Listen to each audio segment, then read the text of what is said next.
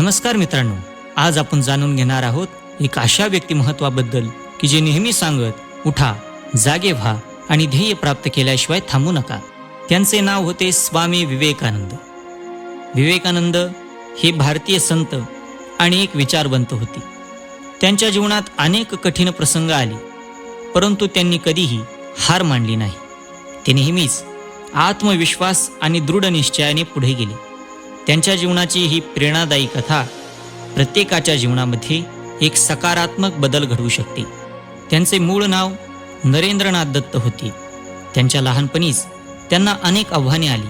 त्यांचे कुटुंब आर्थिक संकटात देखील सापडले होते, परंतु नरेंद्रनाथ नेहमीच शिक्षण आणि साधनेसाठी तत्पर असत.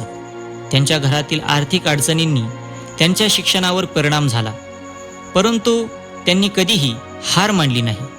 त्यांना ज्ञानाची प्रचंड आवड होती आणि ते सतत नवनवीन गोष्टी शिकण्याचा नेहमी प्रयत्न करीत असत. लहानपणापासूनच त्यांची स्मरणशक्ती आणि जिज्ञासूपणा हा विलक्षण होता. स्वामी विवेकानंद नेहमी सांगत उठा, जागे व्हा आणि ध्येय साध्य होईपर्यंत थांबू नका. त्यांच्या या संदेशाने अनेकांना प्रेरणा दिली. ते नेहमी सांगत की विश्वास ठेवा, आपण सर्व काही करू शकतो. त्यांच्या या शब्दांनी अनेक युवकांना जीवनात पुढे जाण्यासाठी प्रेरित केले. त्यांनी स्वतःच्या कार्याने आणि विचारांनी समाजात एक नवा आदर्श निर्माण केला.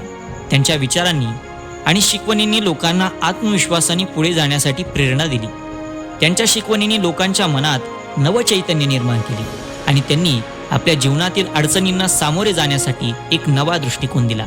त्यांच्या विचारांनी आणि कार्यांनी आपल्या जीवनातील सकारात्मक बदल घडवण्यासाठी प्रेरित होऊया. आपण जिंकू या मंत्राने प्रत्येक आव्हानांचा सामना करूया आणि यशाचे शिखर गाठूया.